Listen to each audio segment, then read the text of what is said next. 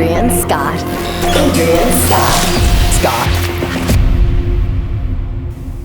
Well, greetings and shalom. This is Adrian Scott, and I welcome you to Truth and Testimony, the broadcast. It is time for some more shekels for your thoughts. And this one, it's relevant, I think. And so I felt a pull on myself to kind of touch on this subject a little bit.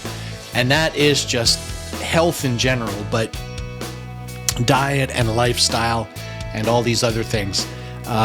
This is such a big culprit in recent events with me.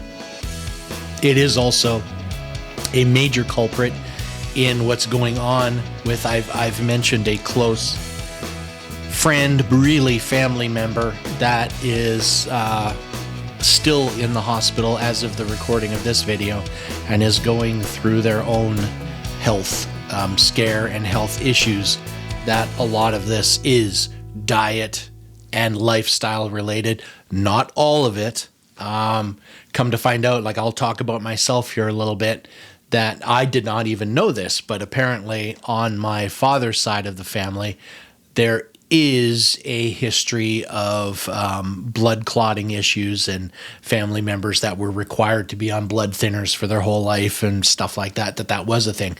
I did not know that. And that is the primary problem that led to everything else that happened with me, was related to blood clots.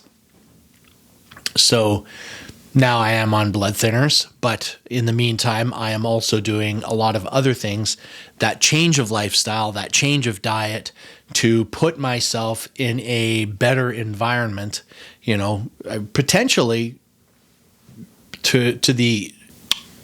when you're dealing with man, things can often not be possible.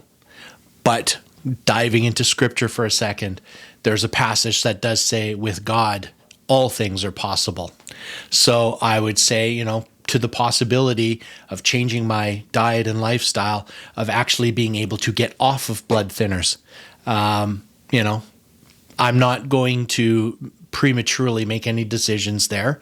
I want to do what I can to ensure that I'm going to be healthy and to be able to be there for my family and my friends. But yeah, it'd be nice to be able to get to that point. And I do think it's possible if we do godly things in godly ways, including taking care of our own bodies. So that's kind of what leads on to this. Now, again, with this family/friend member that is in the hospital, there are aspects to what's going on with them that do seem to be just genetic. They're hereditary. And at that point, it is what it is. But there's still a lot of things that can be done to improve that situation and to stop it from blowing up into something much, much worse.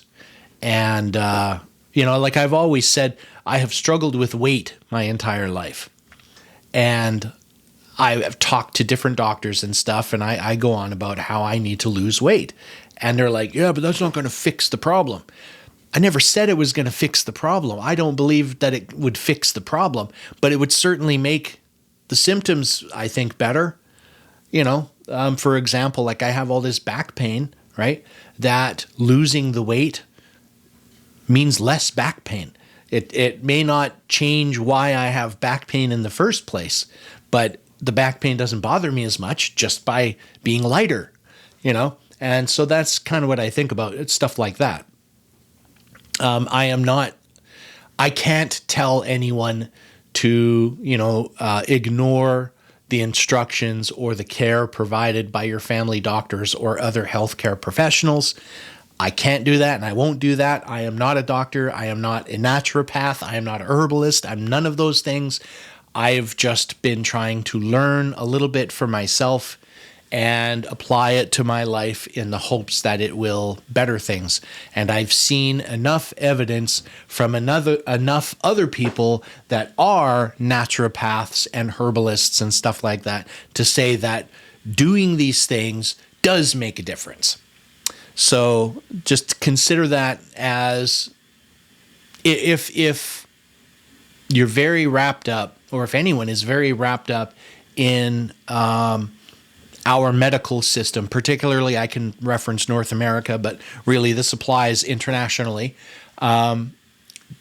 to just at least consider that there could be an alternative course of action, something that's less chemical, less artificial, a little more natural. Because one thing foundationally that I firmly believe is this instrument that God created, he created with amazing, we may even, I dare say, define as miraculous feats of self-healing and regeneration if it is given the proper environment to do so.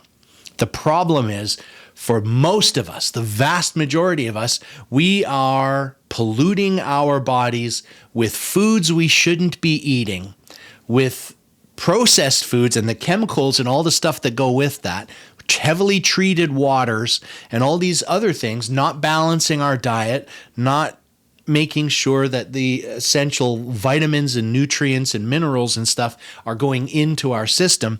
Sadly, in so many cases, our food chain is so corrupted that even the things we would traditionally consider to be healthy, apples, oranges, carrots, cucumbers, things like that, don't have nearly the healthful benefits that they used to have, as it's just been grown out of the crop by chemical use and modification and all these other things.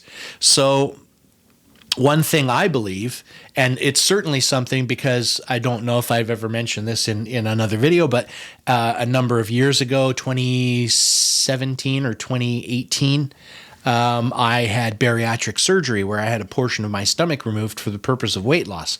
And I did lose almost 100 pounds at that point. But in so doing, you have a lot less stomach. And the way we did it, that our basic stomach structure was still there, so we could eat, digest, and process things normally, but I think that the amount that was able to process was diminished. In other words, putting it this way, that I just felt like it was important to add supplements into my life to make up where I may be shortfalling by just the natural course of eating. Now, add to that the idea that a lot of those nutrients aren't in our foods anymore, or at least not to the level they used to be, that supplementing may still be a good idea. So this is something to consider as well. One example of something I would mention is this idea of vitamin D, particular D3. But there's different flavors of these vitamins, different assortments, like different types of vitamin B, and C and D and all these things, that it's worthwhile looking at different variations, but D3 is a big one. And I've watched a number of people talking about this, and the end conclusion is that the amount of things physiologically that vitamin D3 is a benefit to us is just amazing stuff you wouldn't think of. Hair health, hair growth, your respiratory system, your blood supply, your white blood cells and platelets and all this other stuff. That D3 just is so much of a benefit in so many different ways, and it's rather difficult to overdose on vitamin D3. The main challenge with D3, as I understand it, and again, I'm not a health professional, is the idea that D3 on its own is very difficult for our body to absorb, if I understand this right. So you need some sort of a carrier or something to go with the D3 that allows our body to absorb it better. The combination that we use in our house is D3 and K2. Now, you can find different sources for doing it. I guess fish is a big source of it, but those are the two that go together. The bottom line is you can go into just about any pharmacy and you can find D3 and K2 together. It's a good one to have. I won't give measurements on how much you should take. You can research that on your own, but I would encourage everyone, really, since there is no detriment to taking it and it only is beneficial, that you should consider adding it into a daily supplement routine. Basically, I have a multivitamin, I have a D3, I have an omega-3. There's a couple of other things that I do put in there, ashwagandha. There's a few other things that I do put in there as my supplementary complement, and I just take it once a day. And since I started doing that, I have noticed a difference. Now, it's not the only thing I think that makes that difference, but I have noticed a difference. So it's just something to consider, that conventional medicine is not the only solution. There's other possibilities that I would consider you to at least take a look at, explore the possibility of it, that it could be beneficial, that going more natural with these things, to me, is the way to go. And that's what we've been trying to do. That's what I am doing for myself. That is what we are looking at doing, as well as getting that advice and information from our regular family doctor and everything else for this family/friend member that's going to be joining us, because they're in perhaps even a more serious situation than mine came on very quickly. This problem for this other person is something that has been ongoing for quite a period of time, and longer term damage has been done physiologically to them with their organs and things like that. So it's more delicate ground to tread on, but we still feel that adding those things and doing that can only be a benefit. It is not a detriment, and it can only be a benefit, so why not? And that's kind of the way we approach it. But just, that idea of having a little shift in thought on how things can be done. There's more than one way to deal with things. There is a natural remedy for almost everything out there. It just depends on how far you're willing to go. And first and foremost, whether you do supplements, whether you look at naturopathy or anything like that, at the bare minimum, I would encourage everyone to make an effort to reduce ultra-processed foods, prepackaged, frozen, convenient meals. Eat a little more natural, whether it's meats, grains, fruits, vegetables, just going more natural and less processed can only be beneficial.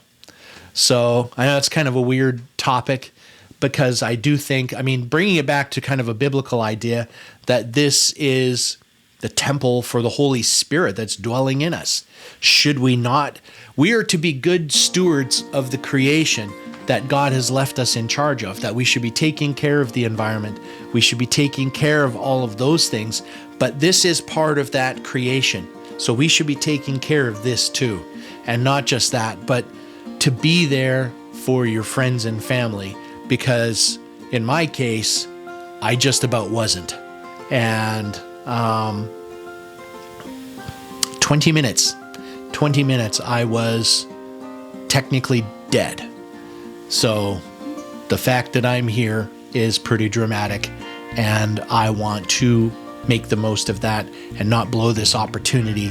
And I think this is the wake-up call I needed to start fixing things in my own life. Again, my wife and I, we are intending on kind of doing a little video journey of the two of us that are trying to now improve both of our lives, as my wife has her own health stuff going on. And we want to be healthy. We want to be there for Autumn and Abigail. We want to be there for our other kids, for the rest of our family. We want to be there. We want to participate in things. We're not ready to go yet. When the time comes, the time comes. When Abba wants to call us home, then he's going to call us home. But until then, we can do our best to make sure that we have a decent quality of life, that we can be there for our friends and family in a good, positive way, and more opportunity to be that light to those around us. On that note, I will wrap it up there. I know this was kind of a meandering one, but it is something I did want to mention, and just hopefully maybe provoke some discussion amongst yourselves, with your own family and friends. Just something to think about, something to consider. In the meantime, I do wish blessings on all of you in the name of Yeshua, our Messiah. And I'll say have a great week. Oh, by the way, don't forget, if you enjoyed the video, please give it a thumbs up, share it with others. We're trying to grow this thing here. And if you haven't done so, subscribe to the channel. Make that switch the notification to all so you're getting alerted to anything that we do. And I'll see you in the next video. So until then, shalom and bye for now.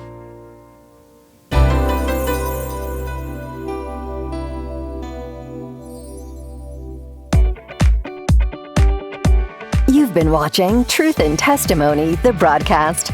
If you have a comment, please leave it on the bottom of this video or email us at truthandtestimonyemail@gmail.com. Again, thank you for joining us, and we'll see you next time. Truth and Testimony, the broadcast is not affiliated with Truth and Testimony magazine.